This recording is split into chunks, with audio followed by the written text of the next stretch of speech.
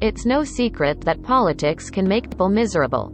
At its worst, national politics in the U.S. amounts to watching highly paid elected officials fight over slivers of power while they get little done for the people they represent. Toss in the breathless media coverage over who's winning, the insults traded between politicians and partisans on social media, and the alarming right-wing drift toward authoritarianism, and the whole project of American democracy feels rather hopeless sometimes.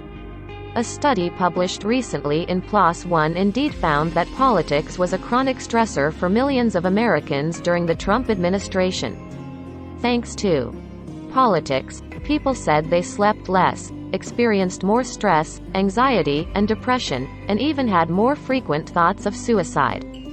The finding echoes other survey results from the same era in which participants reported that politics negatively affected their mental health.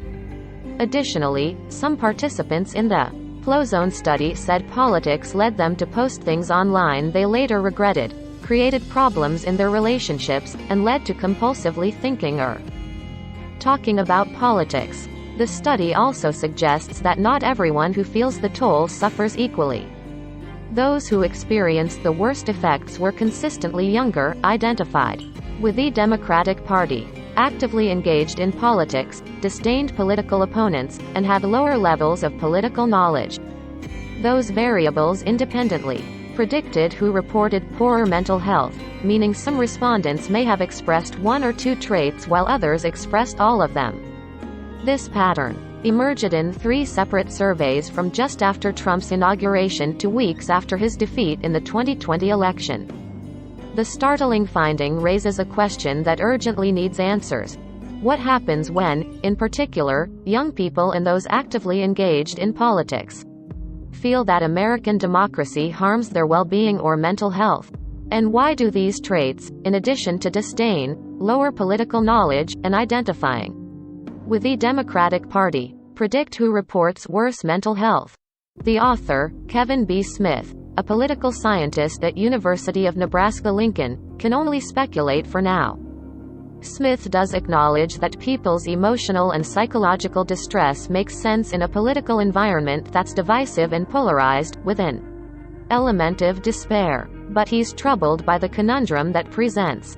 For democracy to function, or at least function well, you want informed and engaged citizens, says Smith.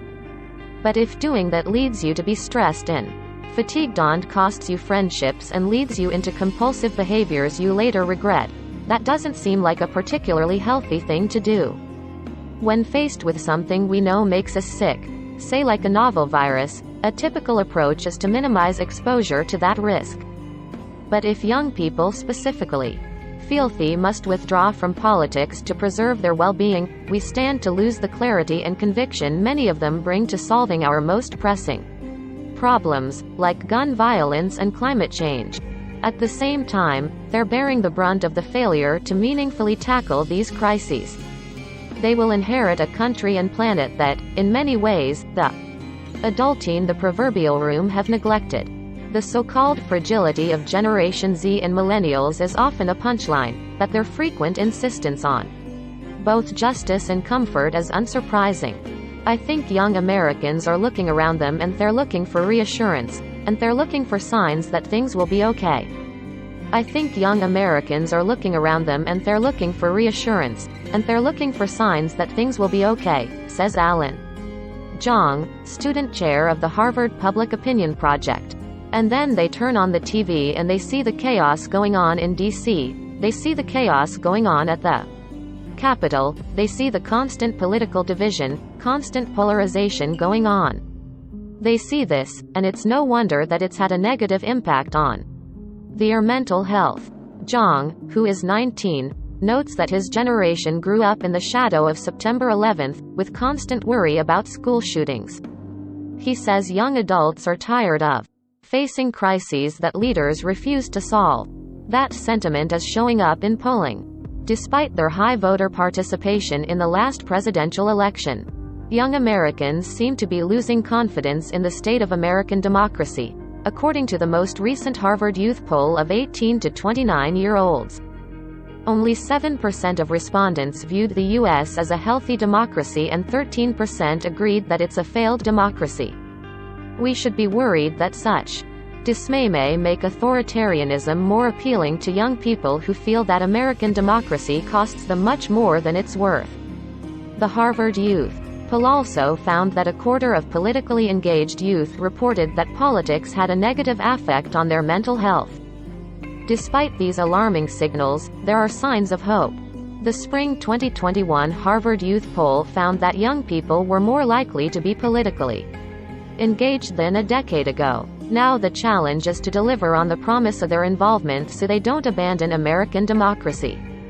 Smith's findings suggested that knowledge of how the political system works protects against negative mental health effects. While the study didn't answer why, it's possible soup knowledge leads to less disappointment or better prepares people for legislative setbacks. Yet Zhang believes something else matters a great deal. One of the most important parts of making politics into a more positive force in young people's lives is to make them feel empowered in politics. That means holding roles as voters and elected officials. It also means lawmakers listening to young people and integrating their feedback in decision-making so they can see that their actions have tangible political consequences. I think it really falls to our generation and those in power to make sure that young people have the opportunities for political engagement and political empowerment in order to make their own mark on politics, says Zhang.